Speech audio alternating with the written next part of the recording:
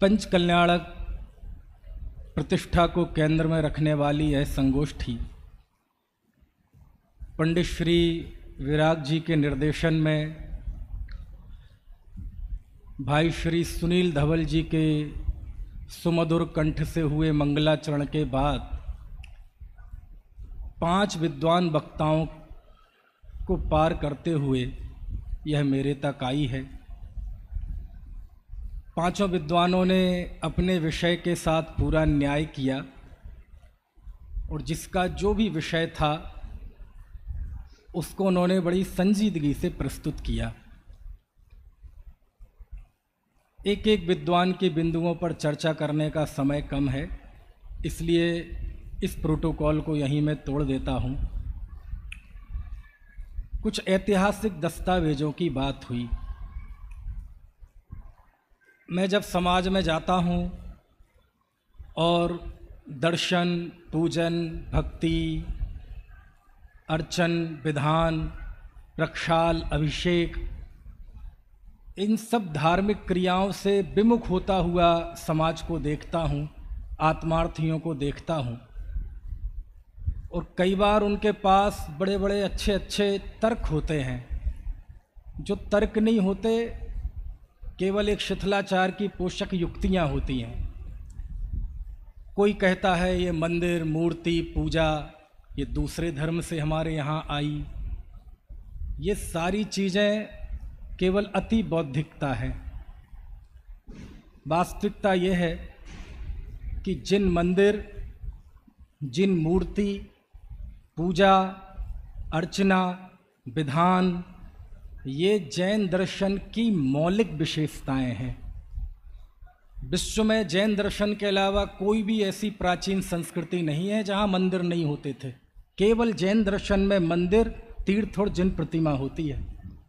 पता नहीं कहाँ से हमारी फिजाओं में ये चीज़ें घुल गई, हवाओं में ये चीज़ें घुल गई, किसने घोल दी ये सब भी नहीं पता। लेकिन ये मंच से मैं पूरी प्रामाणिकता के साथ कह रहा हूँ, मुझे पता है मैं किस मंच पर बैठा हूँ, ये किस कैसे लोगों की गद्दी है। जिन मंदिर, प्रतिमा, पूजा, ये जैन दर्शन की मौलिक चीज़ें हैं। अब एक एक दर्शन की मैं मीमांसा नहीं कर सकता। भारत में जो 4-5 विशेष संस्कृतियाँ होती हैं, 4 के तो हम नाम ही लेते हैं, हिंदू, मुस्लिम, सिख, ईसाई, है ना, एक चौथी जैन, 5वीं जैन। इन 4 संस्कृतियों के मूल में जाएं तो मंदिर और तीर्थ नहीं है, जिन प्रतिमाएं नहीं हैं। यही कारण है कि दुनिया में कहीं खुदाई मिलती है, यदि कोई देवी देवताओं की अथवा कोई धार्मिक देवों की कोई मूर्तियां मिलती हैं तो जैन तीर्थंकरों की मिलती है। 2300 साल का इतिहास तो मैं आपको बता देता हूँ। ईसा से लगभग 250 साल पहले, आज से लगभग 2250 साल पहले, 2300 साल पहले एक जैन राजा सम्राट खारवेल हुआ। उड़ीसा में आप जाएंगे, भुवनेश्वर से मैं उदयगिरी, खंडगिरी की गुफाओं में यदि आप नहीं गए हैं तो कभी समय निकाल के जाना। सम्राट खारवेल, चक्रवर्ती सम्राट बोलते थे उसे। और कभी नंद राजा ने, मगध के नंद राजा ने उस उड़ीसा पर जब चढ़ाई की, कलिंग पर, हमारे यहाँ तो एक ट्रेन भी चलती है कलिंगा उत्कल, उसका नाम भी इसलिए क्योंकि वो कलिंग जाती है पूरी। तो उस कलिंग पर जब चढ़ाई की और उसे जीता तो वहाँ भगवान ऋषभ देव की पूजा अर्चना चलती थी। ये 2300 साल पहले की घटना मैं बता रहा हूँ। उस समय दूसरी संस्कृतियों में मंदिर, मूर्ति था ही नहीं। लोग यज्ञ करते थे दूसरी संस्कृति में, और यज्ञ में मंदिर नहीं होते, मूर्ति नहीं होती, वो प्राकृतिक शक्तियों का आह्वान करते हैं। और कभी आपको मौका मिले, दयानंद सरस्वती जी हैं, उनकी सत्यार्थ प्रकाश पढ़ना। उन्होंने ये बात लिखी कि ये मूर्ति और मंदिर तो जैनियों की है।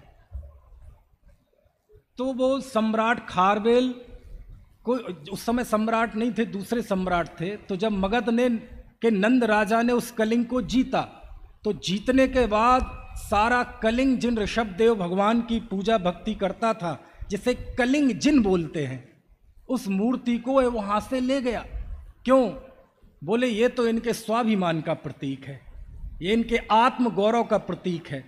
हमने इनके शरीर को तो जीत लिया, लेकिन जब तक ये यहाँ रहेंगे इनकी आत्मा जिंदा रहेगी। इस भाव से उसने वह कलिंग जिन की मूर्ति को वहाँ से ले गया और वहाँ रख दिया अपने मगध में।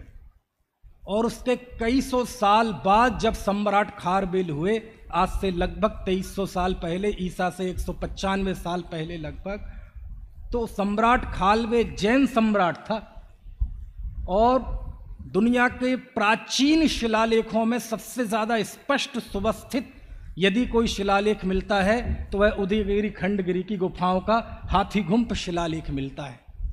और उसमें सम्राट खारवेल के 14 सालों के कार्यों का वर्णन है, जिसमें यह बताया है कि सम्राट खारवेल ने मगध को दोबारा जीता और जब वह मगध से लौटने लगा तो उसके मन में एक बहुत बड़ी भक्ति थी कि जब ये नंद राजा ने हमारे यहाँ चढ़ाई की थी तो हमारी मूर्ति, हमारे कलिंग जिन, हमारे आत्म गौरव का प्रतीक ये ले गया था।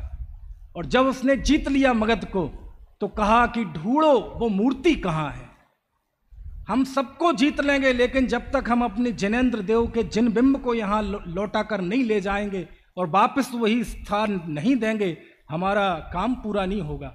और खारवेल ने उस मूर्ति को ढुड़वाया और वापस ले गया और वहाँ के राष्ट्र गौरव का प्रतीक उस कलिंग जिन ऋषभ देव भगवान को वापस कलिंग में स्थापित किया। जाओ जरा 2300 साल 2400 साल का पुराना मूर्ति और मंदिर का इतिहास तो यहीं बता दिया।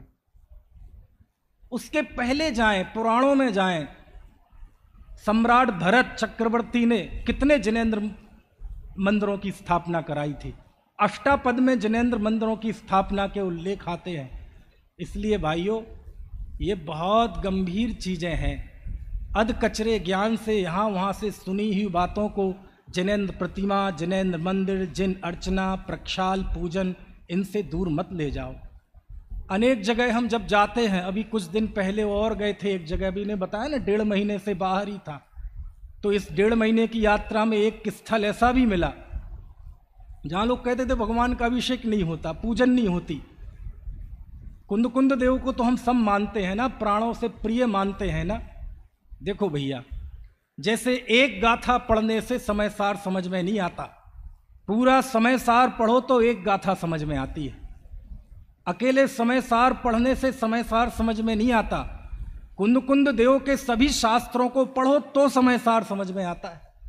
और कुंद देव अकेले को पढ़ने से कुंद देव समझ में नहीं आते, बाकी आचार्यों को पढ़ो तो कुंद देव समझ में आते हैं।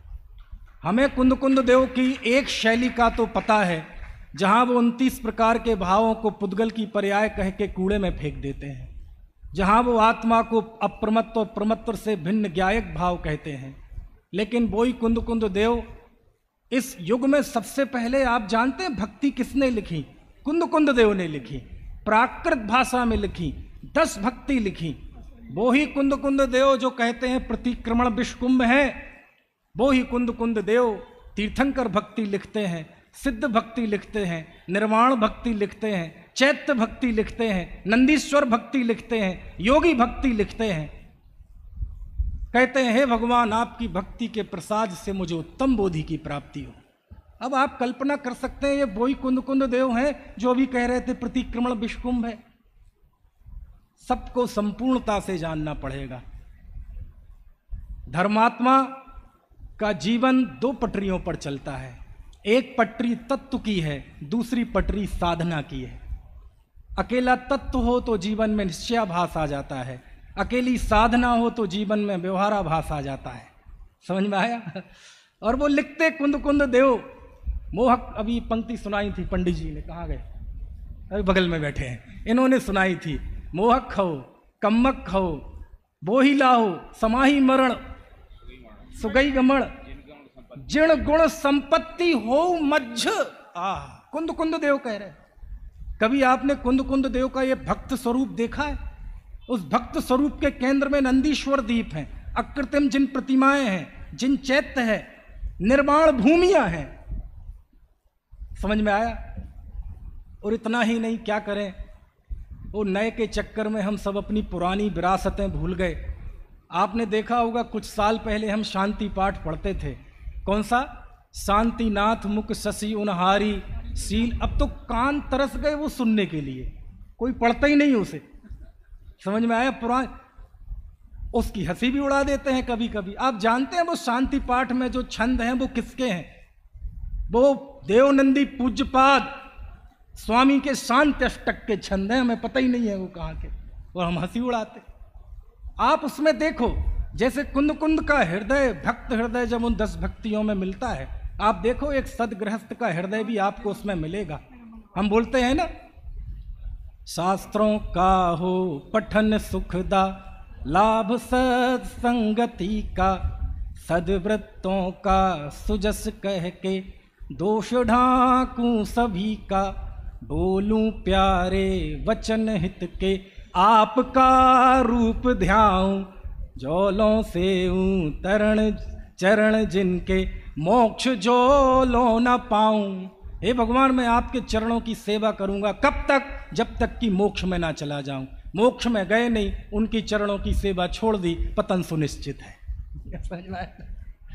उसी के आगे, हे जग बंधु जिनेश्वर, पाऊं तब चरण शरण बलिहारी, मरण समाधि सुदुर्लभ, कर्मों का क्षय सुबोध सुखकारी। जब हम जिन मूर्ति के सामने खड़े होते हैं तो हमारा विजन क्लियर होता है, हम जीवन में क्या चाहते हैं वो स्पष्ट होता है। इसलिए इस पंचकल्याणक के माध्यम से, इस गोष्ठी के माध्यम से, यदि इस तरह की दुष्प्रवृत्तियों को हम किनारे थोड़ा सा कर पाए तो ये बहुत बड़ी सफलता होगी। जिन मंदिर, जिन मूर्ति, पूजा, भक्ति, ये सब जैनियों की मौलिक संपदा है, ये कहीं से ली हुई आयतित संपदा नहीं है। इस बात को आप अच्छी तरह मान लें। समझ में आया है? आप जाओ, जब गुरुदेव को, जब पंचकल्याणक हुआ सोनगढ़ में, और जब प्रतिमाएं आई तो प्रतिष्ठित होने के पहले वो अप्रतिष्ठित रखी रहती थी मूर्तियां, प्रतिष्ठित होने में तो वक्त है अभी। तो गुरुदेव घंटों दिन के वक्त उन अप्रतिष्ठित मूर्तियों को जाके ऐसे बैठ जाते थे। आ हा, आ जिन रूप छे, आ जिन मुद्रा छे, आ शुद्धात्मानो स्वरूप छे, ऐसे निहारते रहते थे। और उस समय गुरुदेव ऐसे हो जाते थे, बिल्कुल बालक जैसे बच्चा होता है ना, बिल्कुल निर्मल मन का है। कोई खिलौना हाथ में आ जाए तो दूसरे, हाँ देखा देखा, ऐसे कोई वहां चलते फिरते कोई कर्मचारी है, उसको कहते हैं, अब भाई अहियाँ आओ छे, अहियाँ आओ छे। गुजरात थोड़ी बहुत तो समझ लेते होंगे। यहाँ आओ, यहाँ आओ, तमें खबर छे जिन मूर्ति कैसी होती है, जिनेंद्र मुद्रा कैसी होती है? देखो, आ जिन मुद्रा छे, आ जिन मुद्रा छे। कोई अब श्वेतांबर लोग कभी देखा नहीं, इधर आओ, कोई आए, सबको इधर आओ, इधर आओ, इधर आओ, मैं दिखाता हूं तुम्हें जिन मुद्रा क्या होती है, इधर आओ, इधर देख, खबर छे तमें? कहीं खबर नथी। देखो, आ जिन मुद्रा छे, आ जिन मुद्रा छे, आ अंतर्मुख मुद्रा छे, आ हाथ देख लो, आ पैर जो ऐसे कर। पागल! ऐसा क्यों होता है? क्योंकि जिनेंद्र मुद्रा में वो पागल कर देने की शक्ति है। बीरसेन स्वामी ने ऐसे ही कह दिया, धबला पुस्तक 6 पेज नंबर 427 पे, कि जिनेंद्र प्रतिमा के, जिनेंद्र देव के दर्शन से मिथ्यात्व कर्म के निदत्ति और निकाचित कर्म भी नष्ट हो जाते हैं। ये ऐसी मजाक में लिख दिया क्या? जिन प्रतिमा सम्यक दर्शन का कंप्लीट निमित्त है। कंप्लीट निमित्त मतलब कोई पहले देश ना सुनी हो, ऐसा नहीं है। पहले पंचकल्याणक सुना हो, ऐसा नहीं है। कोई सत्संग सुना हो, ऐसा नहीं है। अनादि काल से जो जीव नित्य निगोद में रहा और वहां से विकलत्रय आदि होके पहली बार उसने संगी पंचेंद्रिय अवस्था धारण की, उपदेश कभी नहीं सुना, और पहली बार अपने अनंत काल के इस जीवन में पहली बार यदि वो जिनेंद्र प्रतिमा का दर्शन करे तो उसके लिए वह सम्यक दर्शन का कंप्लीट निमित्त हो सकती है। समझ में आया? मैं नहीं लिख रहा हूं, थोड़ा पढ़ें। धबला पुस्तक 6 पेज नंबर 422 से 427-28 तक पढ़ें, वहां ये वर्णन सब आया है जो मैं आपको बता रहा हूं। इसलिए चूंकि जिन प्रतिमा को प्रतिष्ठित करने का ये महोत्सव है, तो आप समझ सकते हैं इसकी क्या उपयोगिता होगी। एक विधि चलती है पीछे, चलती है ना, वो आपको दिखाई नहीं देती, लेकिन आपको पता है इस जिन प्रतिष्ठा का एक बड़ा मनोवैज्ञानिक पहलू है। क्या मनोवैज्ञानिक पहलू है? क्योंकि जिन प्रतिमा में कितने कितने मंत्र दिए जाते हैं आपको क्या पता? किसी को नहीं पता।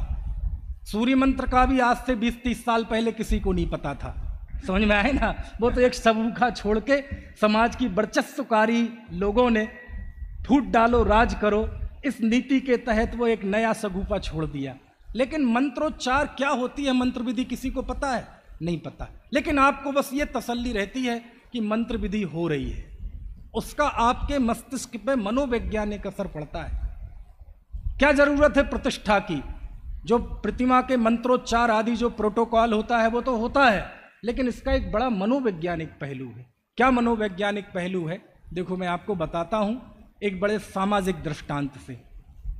आपने देखा होगा एक वो शादियां होती हैं जो कोई लड़का लड़की डर के मारे घर से भाग कर लेते हैं, जिसे हम प्रेम विवाह कहते हैं। और दूसरा विवाह वो होता है जो दोनों परिवारों की मंजूरी से, जिसे हम अरेंज मैरिज कहते हैं, वो होता है। अच्छा, कौन सा ज़्यादा चलता है? विश्व की रिसर्च ये कहती है कि पहले तरह के विवाह 95% फेल हो जाते हैं, और कई बार इस तरह फेल होते हैं कि वो रिश्ते इतनी दयनीय स्थिति में ख़त्म होते हैं कि कोई एक दूसरे की हत्या कर दे। अब अखबारों में और सोशल मीडिया पे इसके दृश्य अब आम हो गए हैं। लेकिन आपने देखा होगा अरेंज मैरिज पुराने ज़माने में तो कोई देखता भी नहीं था, माता पिता ने जो कह दिया बस कह दिया, और जीवन भर साथ चलता था। इसके पीछे जो व्यवस्थागत कारण थे वो तो थे ही, लेकिन आपको एक मैं मनोवैज्ञानिक कारण बता रहा हूँ। जब कोई उस तरह से शादी करता है तो शादी में कोई फेरे नहीं होते, कोई मंत्रोच्चार नहीं होता, कोई मांगलिक नहीं होता, कोई पंच परमेष्ठी नहीं होते, समाज के पंच नहीं होते, माता पिता का आशीर्वाद नहीं होता, बुलगुआ नहीं होते, गीत नहीं गाए जाते, मागर माटी नहीं होती। मागर माटी कहलाती हो? समझ में आया? बन्ना बन्नी नहीं गाए जाते। शादी के कई दिन पहले दूल्हा दुल्हन के अपने अपने गांव में बुलगुआ नहीं होते, और उसके बाद कई दिन तक दूल्हा दुल्हन अपने घर में खाना नहीं खाते, रिश्तेदारों के खाते हैं। हर घर में जाते हैं, उनकी बलिहारियां ली जाती हैं, उनके वो ओली भरी जाती है, छुड्डा क्या कहलाते वो, गठान बांधी, ये सब उसमें नहीं होते पहली वाली में। क्यों? उनके लिए लगता है क्या है, कल तक जैसे थे आज शादी कर ली, आज वैसे ही है। उन्हें लगता नहीं है कि ये कोई बहुत मांगलिक कार्य है। इसलिए जब मांगलिकता महसूस नहीं होती तो फिर उसकी कद्र भी नहीं होती, और जब कद्र नहीं होती तो एक दूसरे की इज्जत भी नहीं होती। लेकिन जब कोई माता पिता की सहमति से विवाह करता है तो उत्सव होते हैं, छुपाते नहीं है, वो तो छुपाते फिरते हैं। यहां बात पक्की हुई और फोन के द्वारा सारी दुनिया को बता देते हैं। उसी दिन से उस लड़की के अंदर सौभाग्य की भावना आ जाती है कि देखो आज मेरा विवाह तय हुआ, अब मैं घर में नहीं रही। समझ में आए ना? लोग बुलाते हैं, अब यहाँ भोजन करो, यहाँ भोजन करो, है ना, हल्दी होती है। उसे ऐसा लगता है कि ये बहुत बड़ा सौभाग्य है। समझ में आया? यही कारण है, आपने 5 कल्याणक सुने होंगे, मैं छठवें कल्याणक का नाम बताऊं। महापुराण में जिनसेन स्वामी ने विवाह को एक छठवां कल्याणक कहा है लेकिन वो इन 5 में नहीं है। वो जब भोग भूमि से कर्म भूमि बदलाव हुआ तो उस समय विवाह नाम की संस्था प्रारंभ की थी भगवान ऋषभदेव के पिता नाभि राय, और उनका विवाह हुआ था मरु देवी का, क्योंकि उगलिया होना बंद हो गए थे। तो उस समय इंद्र ने उनका विवाह कराया और उसे विवाह कल्याणक कहा, ताकि लोक में पता चले कि विवाह नाम की संस्था होती क्या है। चक्रवर्ती विवाह उसे कहते हैं। समझ गए? अब वो ठीक है तो ये सौभाग्य फेरे हुए, भगवान के सामने पूजा दिया गई, पूजा की गई, अर्घ्य किया गया। देखो कितना सौभाग्य लगता है। महीनों पहले दावतें, कभी किसी नाम पे, कभी अर्घ्य के नाम पे, कभी हल्दी के नाम पे, कभी मागर माटी के नाम पे। और शादी का जब वो होता है, फेरे होते हैं, पंच उपस्थित रहते हैं, विद्वान लोग उपस्थित रहते हैं, शुभकामनाएं देते हैं। बूढ़ी माँ के पास गए ओली में वो ओली भरते ना, तो ओली भरने के बाद अपने बूढ़े लोगों के गोद में बैठ जाते हैं, होते हैं ना। तो ये सारी क्रिया जब होती है तो नवविवाहिता को पता चलता है कि ये विवाह नहीं है केवल, ये एक सौभाग्य है, ये विषयाकांक्षा को सीमित करने की एक धार्मिक सांस्कृतिक व्यवस्था है। इसके जरिए हमें अनंत आसक्ति को घटाकर, समझ में आए ना, धर्म के रास्ते जिन मार्ग में चलना है, गृहस्थ जीवन जीना है, आशीर्वाद। और हिंदू संस्कृति में जाओ तो मालूम क्या मानते हैं, जब वो दूल्हा दुल्हन बैठते हैं तो ये माना जाता है कि उस समय वो विष्णु जी और लक्ष्मी जी हैं, समझ में आए ना, पवित्रता उसकी। अभी हम वो नहीं बात कर रहे, एक लौकिक। तो इससे उसके अंदर जो एक साइकोलॉजी, एक भाव डेवलप होता है कि भैया ये संग जो है ये देवशास्त्र गुरु की साक्षी में लिया हुआ ये संग है, ये शादी भगवान की साक्षी में जनेंद्र देव की जिनवाणी के सामने मंत्रोच्चार पूर्वक हमने एक दूसरे का हाथ थामा है। हम दुनिया के किसी चीजों से विचलित नहीं होंगे, और ये सौभाग्य उनके भाग्य में नहीं होता। और यही कारण है कि दूसरी संस्कृति में जाओ, रात में शादी हुई, सुबह तलाक। क्यों? इन्होंने हमारी टॉवल यूज कर ली। रात में शादी, सुबह तलाक, क्यों? ये खर्राटे लेता है। लेकिन यहां देखो आप, नहीं होता। क्यों? ये सौभाग्य है। बस यही मनोविज्ञान जिनेंद्र प्रतिमा के साथ होता है। यदि हम जयपुर से मूर्ति लाएं और ले जाके चुपके से रख दें, आपको उसका बहुमान आएगा, आपके अंदर एक साइकोलॉजी, एक भाव डेवलप होगा। लेकिन जब हम 7-7 दिन तक, अब 5 दिन का हो गया, 3 दिन वाले भी होने लगे, अब तो 1 दिन वाली भी बात आ गई, लेकिन जब 7-7, 8-8 दिन तक, जब पूरे उत्सव के साथ अभी पंचकल्याणक 3 महीने बाद है, लेकिन वो जो माता पिता बनते हैं 3 महीने पहले उनकी गोद भराई होती है, लोगों को इकट्ठा करते हैं, रिश्तेदारों को बुलाते हैं, दान देते हैं, विद्वानों को बुलाते हैं, प्रवचन करते हैं। देखो तो ये यानी ये विधि नहीं हो तो ये माहौल बनता है, हमें पता चलता है कि ये पंचकल्याणक क्या है। इसलिए पंचकल्याणक होता, हमारे मन में वो बस जाए कि ये जो जिनेंद्र प्रतिमा विराजमान हो रही है, ये छोटा मोटा काम नहीं है, ये चुपके चुपके कर लेने वाला काम नहीं है, ये चोरी नहीं है, ये सौभाग्य है। इसलिए ढोल बजा बजा के, नगाड़े पीट पीट के, गांव गांव में जाके निमंत्रण दे दे के, डीजे बजा बजा के ये प्रतिष्ठा करते हैं, ताकि हमें वो सौभाग्य का एहसास हो। कुछ बात समझ में आ रही कि नहीं? इसलिए पंचकल्याणक है। काय में? पंचकल्याणक में कि भाषण में? पंचकल्याणक में आना चाहिए। तो पंचकल्याणक में तो जो अंतर्गत तो है। समझ में आया? अब रही बात, देखो अभी आई बादरणीय भाई साहब पीयूष जी आए थे, मैं बड़ा प्रभावित हुआ उनके वक्तव्य से। आपने इनका प्रबंध कौशल तो देखा होगा, जमाने से देख रहे हैं, लेकिन आज जिस तरह से इन्होंने पंचकल्याणक में चीजें बताई, सच में मन को भा गया। कितने नहीं, मैं देखो, मुझसे आप झूठी प्रशंसा नहीं सुन सकते। समझ में आया? यदि तारीफ करूंगा तो वो हैं। आपने जिस तरह से पंचकल्याणक की उपयोगिता बताई, हालांकि समय ज्यादा ले लिया था, मैंने घड़ी दिखाई थी लेकिन उसके बावजूद भी जिस तरह उसका व्यवहारिक रूप, एक जिन प्रतिमा जहां स्थापित हो जाए ना 9 इंच की, भली 3 टप्पर में विराजमान हो, तब भी वह वहां समोषण है और वह प्रभावना के केंद्र में होता है। पंचकल्याणक प्रभावना का बहुत बड़ा निमित्त होता है।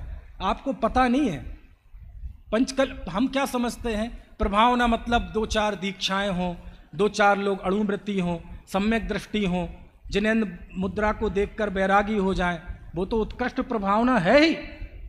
लेकिन प्रभावना के लिए मतलब इतना नहीं होता, प्रभावना के बहुत छोटे छोटे रूप भी हैं। जैन धर्म में किसी का तिरस्कार नहीं है। जैन धर्म में सबसे पहले उपदेश काय का है? मुनि बनने का, कि यदि आपके अंदर पौरुष है तो आप दिगंबरत्व अंगीकार करो।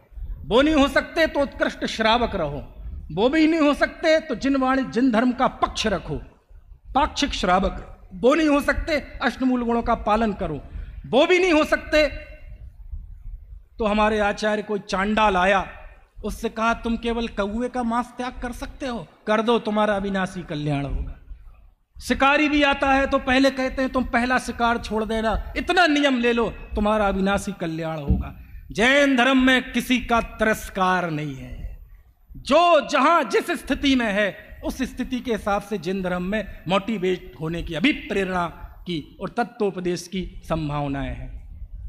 मैं आपको सच बताता हूं, पंच कल्याणक होते रहते हैं। अभी ढाईदीप में हुआ, फिर मेहरौनी में हो रहा है, आगे अभी खड़ेरी में होगा, पड़ावा में होगा, सोनगढ़ में होगा, चिदायतन में होगा, हस्तनाप चिदायतन। वही मैं मालूम मेरी निगाह कहाँ रहती है विकास भैया, ये मंच पर नहीं रहती, विद्वानों पर नहीं रहती, प्रतिष्ठाचार्यों पर नहीं रहती, क्योंकि हम लोग तो हलवाई हैं, 24 घंटे मिठाई की दुकान में रहते हैं। और कई बार मिठाई समझ में आए ना है? हमारी निगाह किस पे रहती है मालूम? कि वो एक गरीब का बच्चा, समझ में आए, वो मिठाई की दुकान से निकल रहा है, मिठाई खाने का मन है उसका, क्योंकि पिता की इतनी हैसियत नहीं है कि वो मिठाई लाके दे सके। वो तो कभी कोई खिला दे, कहीं भंडारा लग रहा हो, समझ में आया, तो उसे पता है मिठाई क्या चीज होती है, समझ में आया। और जब वो शोकेस में रखी हुई मिठाई को देखता है और कातर निगाहों से देखता है, समझ में आए ना, हमारी निगाहें तो उस पर रहती है। पंचकल्याणक में हम तुम हलवाई हैं, ये सब हम लोग बैठे हैं, प्रतिष्ठाचार्य, नेता, अभिनेता, श्रेष्ठी, ये सब हलवाई, मिठिया बोलते, क्या बोलते, हलवाई हैं। पंचकल्याणक में मेरी निगाह मालूम किस पे रहती है? कोई फ्लैक्स देख के, माइक लगे हैं उसको देख के, वो आ गया, पीछे गुमसुम बैठा है, उसे नहीं पता ये प्रवचन कर रहे हैं पंडित जी कौन है, उसे नहीं पता ये अनाउंस कर रहे हैं ये कौन है, उन्हें नहीं पता प्रतिष्ठाचार्य का नाम क्या है, लेकिन बस बात तो कुछ अच्छी है, बात तो कुछ बढ़िया चल रही है, काम तो कुछ अच्छा हो रहा है। ये भी प्रभावना है, समझ में आया? क्यों? सम्यक दर्शन तो उसे जब होगा होगा ही, लेकिन उसे ये लग रहा है ना कुछ अच्छा हो रहा है। यदि कोई दुनिया के और लोग भी हों जिन्होंने कस्में खा रखी हों कि इस परिसर में नहीं आना, लेकिन सकुचाते ही सही, यहां वहां देखे बिना ही, देखते देखते थोड़ा सही, यदि वो वहां आकर बैठ गया है ना, उसे नहीं पता प्रवचन में बहुत गहरी गहरी बात है, कमेंट्री समझ में नहीं आ रही, लेकिन इतना भी लग रहा है हाँ हाँ बात तो कुछ अच्छी है, ये लोग जो बोल रहे हैं काम तो कुछ अच्छा है। इतना भी यदि उसे धर्म के प्रति आकर्षण आ गया ना, ये प्रभावना है, समझ में आया ना, ये प्रभावना है, ये असली प्रभावना, सम्यक्त्व के पहले होने वाली प्रभावना कि व्यक्ति को धर्म से प्रेम हो। धर्म से यदि प्रेम हो रहा है, आकर्षण हो रहा है, किसी भी चीज से आकर्षित हो रहा है, ये प्रभावना है, इसको कभी मत भूलना। अनेक बार हमने देखा है, बड़े बड़े पंचकल्याणक होते हैं, करोड़ों रुपए की, है ना, सब होता है हिसाब किताब, खूब पैसा खर्च किया जाता है, लेकिन अंत में जो पंचकल्याणक में जो व्यवस्था करने वाले कर्मचारी हैं, है ना, झाड़ू लगाने वाले हैं, टेंट लगाने वाले हैं, काम करने वाले हैं, उनके 10-10, 20-20, 30, 50-50 रुपए काट के आप उनका शोषण करते हैं, और हम सोचते हैं हम पंचकल्याणक से प्रभावना कर देंगे, नहीं होगी। प्रभावना का मतलब यह है कि इस मंच से जो लड्डू बांटे गए वो लाइन में लगे हुए आखिरी व्यक्ति तक पहुंचना चाहिए, तब प्रभावना है। लाइन में लगा हुआ आदमी, आखिरी व्यक्ति वो है जो अजैन भी हो सकता है, वो झाड़ू लगाने वाला भी हो सकता है, वो स्वीपर भी हो सकता है, जिसे आपने इस परिसर में अंदर आने के लायक ना समझते हो वो भी हो सकता है। वहां तक आपकी प्रभावना, आपका प्रभाव कैसे पहुंचा? जरूरी नहीं है सब जीवों तक भगवान आत्मा की बात पहुंचे, हो बस इतना उसे ये लगे ना, हाँ हाँ हाँ बहुत अच्छा है, अच्छू हो रहा हो कछू, पीयूष जी कह रहे कछू अच्छो हो रहा है, समझ में आया ना, ये प्रभावना है। एक बार उदयपुर में पंचकल्याणक था, तो एक व्यक्ति रिक्शे से जा रहे थे, बोले मैं वहाँ तक छोड़ दो पांडाल तक। तो वो गए रिक्शे से, छोड़ दिया, बहुत साल पहले की बात है। बोले कितने रुपए हुए? बोले 5 रुपये हुए। उन्होंने निकाला 50 रुपये, ले जाओ। बोले फुटकर नहीं है बाबूजी। अरे तुम्हारे लिए है, जाओ। बोले क्यों? तुम्हें पता नहीं है भगवान का पंचकल्याणक चल रहा है? वो तो चले गए, मैं देख रहा था। वो व्यक्ति, उसने रिक्शा रखा बगल में, बोले हम जाके देखेंगे ये हो क्या रहा है। आदमी तो कहते हैं 5 रुपये, 3 ले लेना, 2 ले लेना, 2.5 ले लेना, 1.5 ले लेना। अरे इतना ही तो जाना है 1 किलोमीटर। ये कौन सा आदमी है कि भगवान के काम में आया है और 5 के 50 दे रहा है? बात ही नहीं कर रहा वापसी की। वो गया, वो बैठा रहा पीछे, उसने पूरा दीक्षा कल्याणक देखा वहां बैठे बैठे। प्रभावना मतलब इस मंच से लुटने वाले जो लड्डू हैं वो कहां तक पहुंचने चाहिए? वहां तक पहुंचने चाहिए जहां आपकी निगाह नहीं जाती है, तब ये पंचकल्याणक होगा। आत्मोपलब्धि में निमित्त तो होता ही होता है, इसकी तो कोई कहने की जरूरत नहीं है। ये गुरुदेव का मंच है, यहाँ के तो कण कण में भगवान आत्मा है। वहां तक पहुंचनी चाहिए प्रभावना, और ये तब होगा जब हमारे अंदर उदारता होगी, उदार हृदय होगा, उदार हृदय होगा, उदार हृदय होगा। सागर की एक घटना बताता हूं, मुमुक्षुओं की उदारता क्या होती है। नाम भी ले सकता हूं लेकिन लूंगा नहीं। मुमुक्षुओं ने सबने मिलकर एक मंदिर बनाया। सामाजिक सहृदयता के चलते, सदासहित सामंजस्य के चलते सब लोग शामिल थे, और अन्यथा उस मंदिर पे कब्जा कर लिया गया और आत्मार्थियों को वहां से हटा दिया गया। और उसकी जो प्रमुख थी, एक थी महिला, प्रमुख नहीं एक मुख्य अंग कह लो, तो एक बहुत बड़े श्रेष्ठी थे, वो उनकी बहन थी। बुंदेली में बोलता हूं, बोले काय जिज्जी तुमने देखो एक मंदिर बनवाओ, तो वो तो अपन ने कब्जा कर लो, अब ए पे भी कब्जा कर लें तो उनने मालूम कहा कि एक और बनवा लें। वो आदमी पानी पानी हो गया, पानी पानी। बोले हम मालूम क्या उम्मीद कर रहे थे, हाथ लगा के दिखाइयो, जहां हाथ लगे हो ना उतना ही हाथ चिपके रह जाए ना। किसकी हिम्मत है? वो पानी, मतलब ये उम्मीद रखते थे उतावले होंगे, नाराज होंगे। ये बात तो कभी सुनी नहीं थी। कोई बात नहीं भैया, एक और बना ले। इतना बड़ा हृदय होता है मुमुक्षु का, आत्मार्थी का। कसा है नहीं, लड़ना नहीं, झगड़ना नहीं। इतनी उदारता जब होती है, तब ऐसे उदार हृदय वाले जब पंचकल्याणक कराते हैं तो वो लड्डू आखिरी तक पहुंचता है, वो प्रभावना आखिरी तक पहुंचती है। समझ में आती है बात की नहीं? पानी पानी हो गया वो व्यक्ति, और वो व्यक्ति कह के गया कि दुनिया में ऐसे उत्तर केवल एक मुमुक्षु दे सकता है। इतनी उदारता, इतनी सहृदयता। मैंने मंदिर छीनने की बात कही, तब भी उसने एक लफ्ज नहीं बोला, बोले एक और बना ले। ये उदारता मुमुक्षुओं में अपेक्षित होती है। ये उदारता, ये सहृदयता, हे साधर्मी वात्सल्य, ये पंचकल्याणक के आयोजकों में होना चाहिए। अब देखो समय हो गया है, हम सब नहीं आप कितने ही करो, एक समय हो गया है ना। अब प्रभावना ना हो जाए कि मुमुक्षु रात में खाते हैं, समझ में आया ना।